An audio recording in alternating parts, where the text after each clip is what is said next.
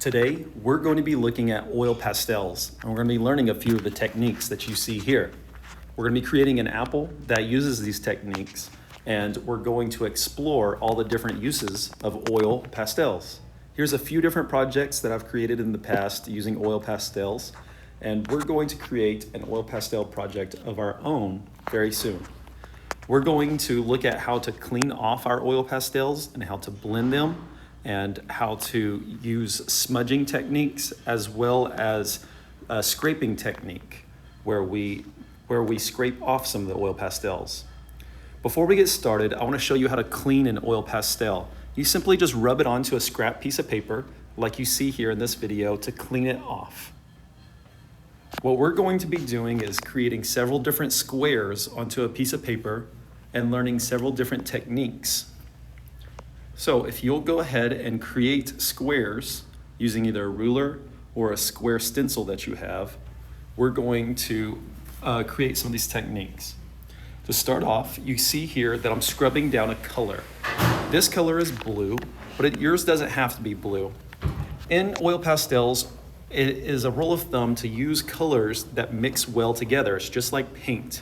And so here I used a blue, a green, and a yellow, and I didn't color in everywhere. I left little gaps in between, creating a circular motion.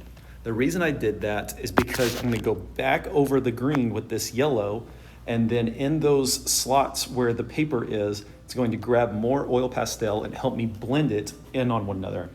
You can blend it using your finger or a Q-tip very, very softly. You don't wanna press too hard with your finger or with a Q-tip. Or you could do like I'm doing right now, just using the oil pastel directly to blend it. The key is layering. If you need to get more oil pastel, simply tear off part of the oil pastel paper. It's important though that you keep some of the paper so that the oil pastel doesn't get on your fingers as you color with it. If it comes off though, it'll be fine. You can just clean your fingers later. Oil pastels break very easily, however, so make sure to hold close to the bottom of the oil pastel. Here you can see how I've turned the Q-tip on its side, and I'm very lightly blending it in using the Q-tip. If you press too hard, you're going to take off some of that oil pastel. So make sure you're not scrubbing too hard using this technique. Okay, I want you to do this just as I have. I'm going to show you another one using a different color palette. Using the rule of three, I'm going to use three colors that are similar to one another. I'm going to use a yellow, a orange, and a red. Those are all warm colors. They blend well together. You can see here how I've gone far down using my yellow, and then I'm going to overlap that using the orange. Once again, make sure you're creating circles and overlapping it softly, not pressing down too hard, but creating lots of layers where we want it to blend. Now I'm going in with a dark red. I'm going to do the same thing. I'm going to blend up to that orange and on top of that orange. And I'm going to come back with the yellow and then again with the orange. Layers is your friend with the blending of oil pastels. We don't always have to blend. You might want to have a rougher look and not be completely blended. But if you are, create some layers. All right, as you do that and you create your square with a blending technique, I'm going to pause it and then we'll continue on with the next technique in just a moment.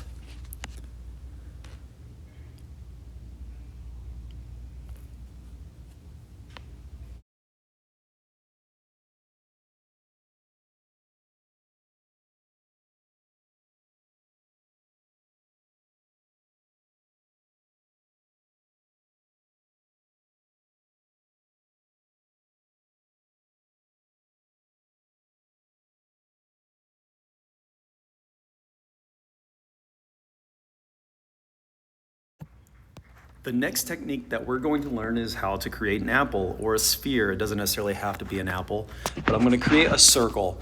My circle is a perfect circle because I traced it, but if you're actually creating an apple, they're not perfect circles. But the important part is that we're going to practice creating a curved line here in this spherical shape. You can see I'm drawing in that spherical shape and I'm not just going up and down.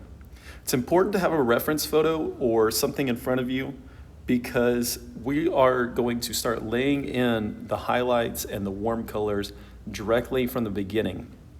Once again, though, we don't want to have just a red or just an orange or just a yellow. We want to layer. So I started off with some reds, and then I'm layering on these oranges, blending them in, creating several different layers and covering the paper.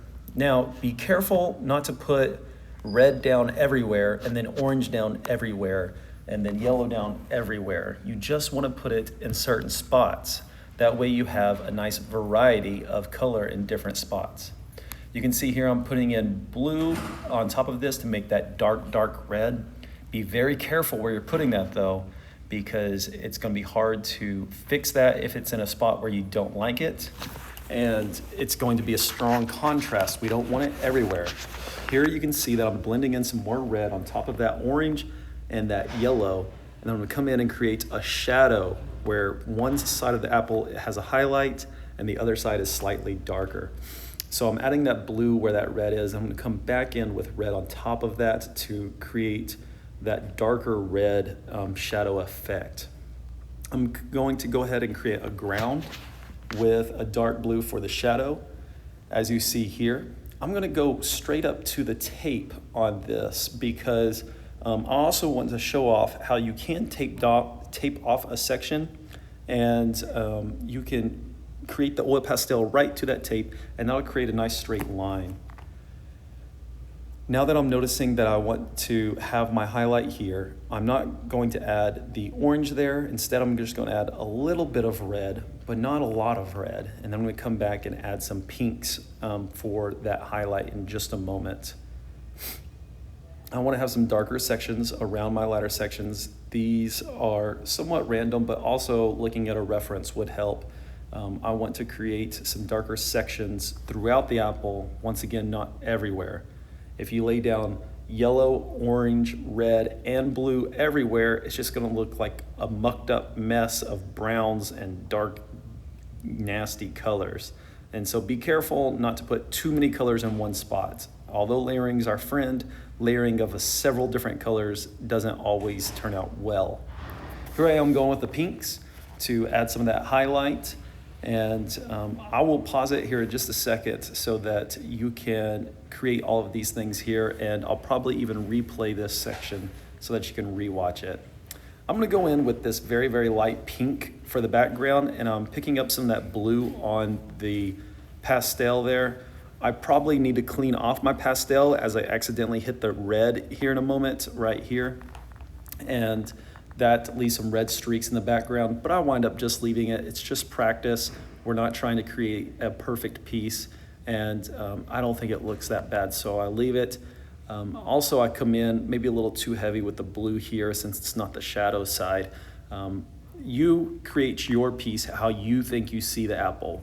I suggest looking up a reference photo on your iPad and of a real apple and finishing it out the way you see in your photo. Continue working on it. These things take time. They take lots of layering, and just keep working at it.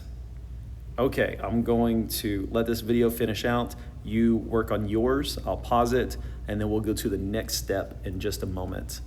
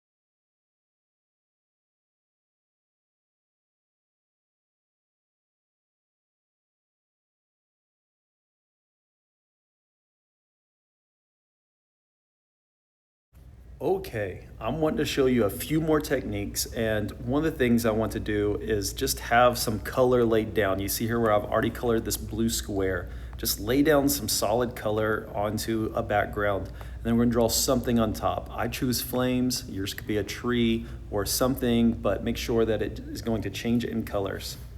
And then I'm going to outline it, I'm gonna blend in some other colors, but I wanna show you how you can use both the tape here, but also a scraping effect where we can take off and almost erase some of the oil pastel.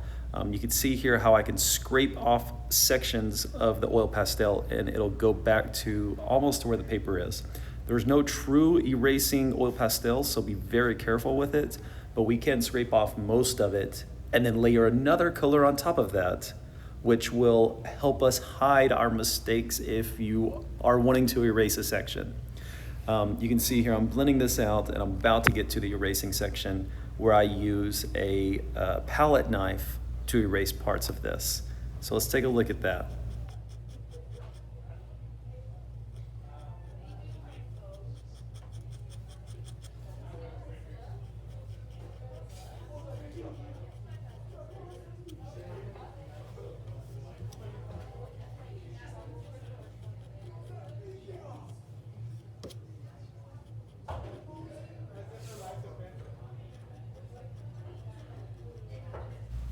Now, after I've scraped it away, you'll see that I'm gonna go back in on the background using the blue, and I am covering up those things that I have scraped away.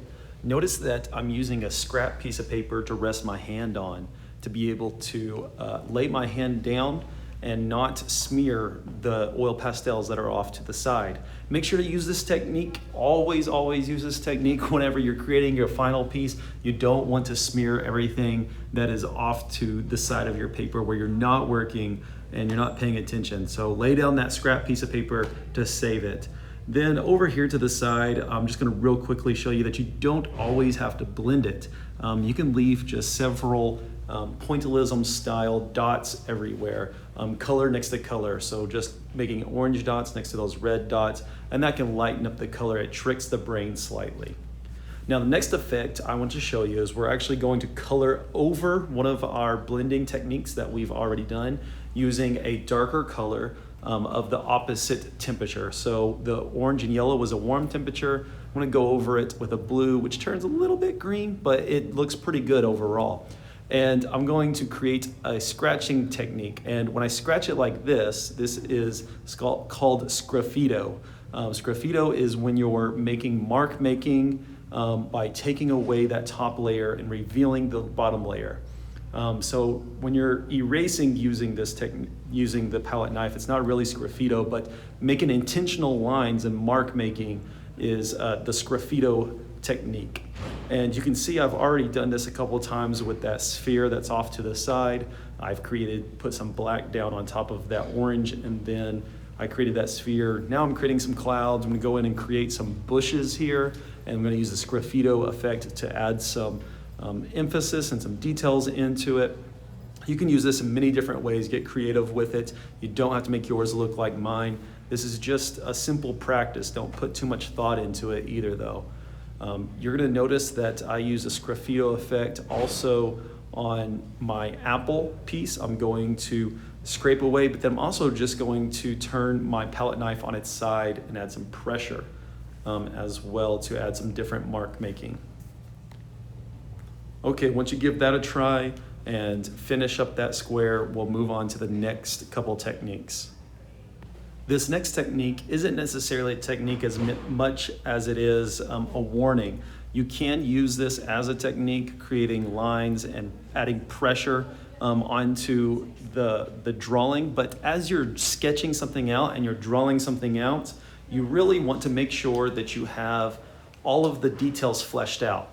Because if you erase your pencil marks, then you'll notice that they show up when you go to add your oil pastels. You've created an indentation into your paper. And you'll also notice that if you have anything underneath your paper, like this tape that is going underneath this paper, that's going to show up onto the front. So make sure you don't have anything underneath your artwork as you're creating, because those lines of whatever's underneath, even if it's a single piece of paper, will create marks that are on your final piece that can mess it up. Notice now I have taken this really heavy oil pastel on one side, flipped it over, and now I'm drawing on the back. I'm signing my name, and then when you take it away, it has left that oil pastel on the white paper behind it. This is really great for signing your name. You can put just a solid color, maybe not this rainbow effect, unless you would want the rainbow effect. But if you have a painting that you're struggling signing your name with a paintbrush, a great way of doing it is putting a whole lot of oil pastel down on one side of a paper, and then put that on your canvas paper, sign your name, and that oil pastel will transfer onto that canvas painting that you've created, even if it's acrylic or an oil painting. That's a great way of signing your name if you struggle signing your name with a paintbrush and you want to sign using this technique. You can also use it for several other things though, even in an oil pastel piece. All right, I hope you enjoyed getting to know all the different ins and outs of oil pastels, and I hope you enjoy getting to use them in this next project.